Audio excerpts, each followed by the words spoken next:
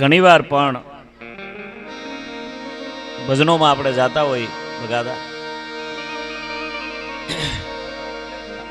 પણ ભજનમાં આપણને વાહ પધારો ગોપાલ બાપુ બેનો હવે સા પાણી ભાઈ આપી ગયો વાહ. ભજનોમાં મેં કીધું એમ ઘણીવાર જાતા હોય, ભજનો આપણે સાંભળતા હોય, ભજન આપણું જીવતર જીવવાનું ભાતું છે. અને કચ્છના હરિદાન મુનિની આ કવિતા છે. હિમાલય ન જાવું હિમાળો બનાવું, હરિના ભજનને માટે હિમાલય ન જાવું. અને હવેની કડી મને ગમે છે એટલે કહું છું.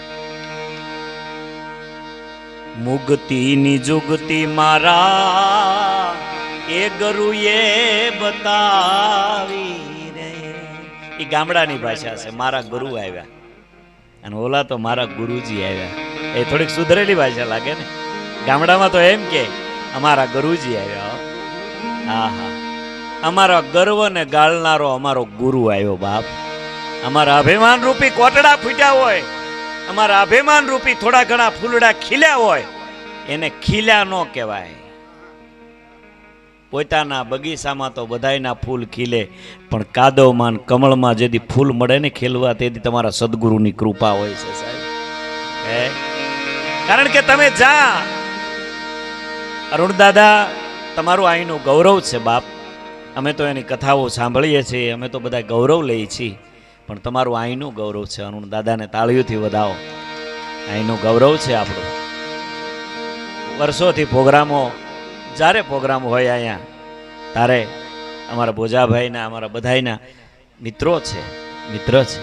એટલે ખૂબ એમની સાથે, દાદા સાથે, બસ હું તો ઘણીવાર કહું, હું તો રાજી થઈને કહું કે ગામના સાધુ ને ગામના બ્રાહ્મણ દી ઉગે ને આપણને હામાં મળે ને સાહેબ, કોઈ દી આપણું જીવન તો સુધરી જાય, પણ આપણું મોત સુધરી જાય એવા એના પગલા હોય છે. હા, સાધુ ને બ્રાહ્મણ આપણે આંગણે આવે, તમને એવું લાગે કે માગવા આવે? એના શ્લોકમાં એટલી તાકાત છે કે ભગવતીને ભગવાનને યજ્ઞ કુંડમાંથી ઉત્પન્ન કરી શકે, આકાશમાંથી ઉતારી શકે, એટલી એની પાસે તાકાત છે.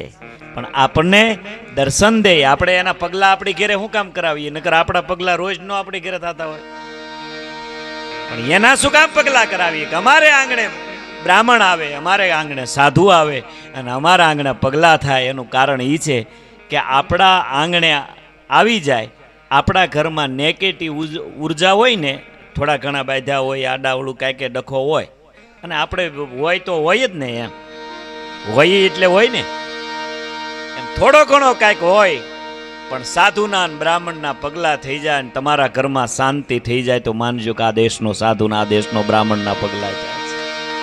સુદામા જેવા તેવા નહોતા, કાંઈ કૃષ્ણની પાસે કરગરવા નહોતા ગયા, અને દુવારપાળાએ કોઈ ધક્કો મારીને સુદામાને પાડ્યા એવું તાય લખાણ છે નહીં, અને હોય જ મને ખબર નથી. સુદામાનું તેજ જોઈને કહી દીધું હતું કે આ બ્રાહ્મણ છે, આનો છાળો ન કરાય, આને સીધો કૃષ્ણ સુધી પગાડી દે, કારણ કે આના લલાટમાં જ એટલી તાકાત છે. જેની આંખમાં ભેજ હોય, જેના લલાટમાં તેજ હોય ને, એની આંખમાં જ ભેજ હોય બાપ. હા, આહુડા અમતા ન પડે. આ કાંઈ આહુડા આપણે કરુણતાની વાતો મળીએ કરવા, કદાચ અમે બોલવા મળીએ કે આ કથાકારો કથા કરતા હોય, એ આંખમાં લે આહુડા પાડતા હોય, એ કાંઈ કેમિકલના નથી, જેમે તેમે નીકળી જાય. એ તો જ્યારે હૈયું પલ્લે ને, આ ધરતી પલ્લે ને, તો જ બીજ એનો કોટડો ફૂટે. એમ જેથી આ હૈયું પલ્લે ને, તેથી ભક્તિરૂપી બીજ કોટડો ફૂટી ગયો હોય બાપ. હે, બાકી તો આ ધરતી છે બાપ. હમ જાને આયા એ જીહવળું લાગે ઓલા, અણગણ અટવાઈ જાય દુનિયાની, આ રીત છે જુદી રે આયા હમજી નો સમજા.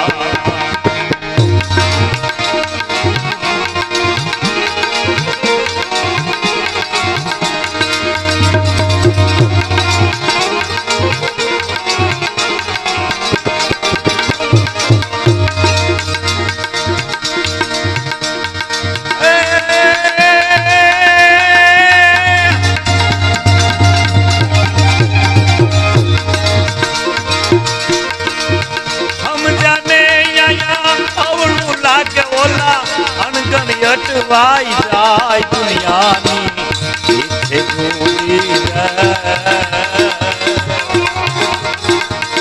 આયા હમજી નો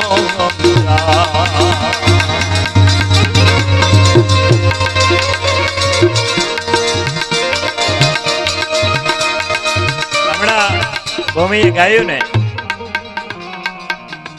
સુખ આવે તો બધાય પડખે આવે, પણ દુઃખમાં તો બાપ કોક આદર રહે. હા હા, દુઃખમાં તો કોક સાયો આપે.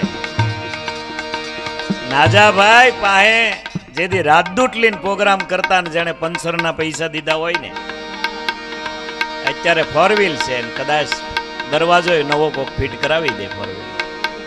અને પંચરના જેને દીધા હોય ને એને કોઈ દી ભૂલવો નહીં બાપ.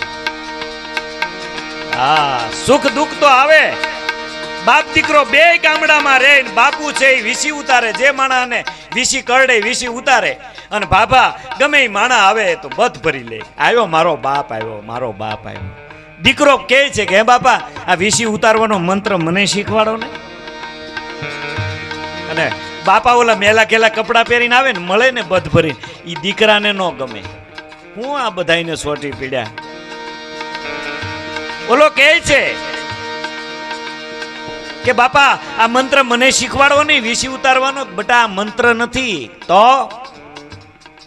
આંગણે મહેમાન આવ્યા હોય અને પરમાત્માને પ્રાર્થના કરીને કહું કે આને વીસી કઈડ્યો, અને આજ 20 મહેમાન આવ્યા અને મારું હયું જો થડકો ન ખાય, હજી સાળી આવે અને મારું હયું થડકો ન ખાય તો આને વીસી ઉતરી જવો જોઈએ. પણ હું એને મળું ઈ તને ગમતું નથી, કેમ શીખવાડવું? તું તાજું સુધર્યું તને કેમ શીખવાડું બાપ? નાના માણાના ઝૂંપડે જાઓ, પછી ચટણી રોટલો ખવડાવે, તમને અમૃતના ઓટકાર આવે. અને મોટા માણસને આંગણે મહેમાન થાય ને આપણને બીડીયું લેવા મેકલે, પછી કેવું પડે મહેમાન સહી માવઠા નથી, જરીક જોતો ખરો. બોલી તો ઝૂંપડી છે બાપ, ભલે નાનો માણા હોય.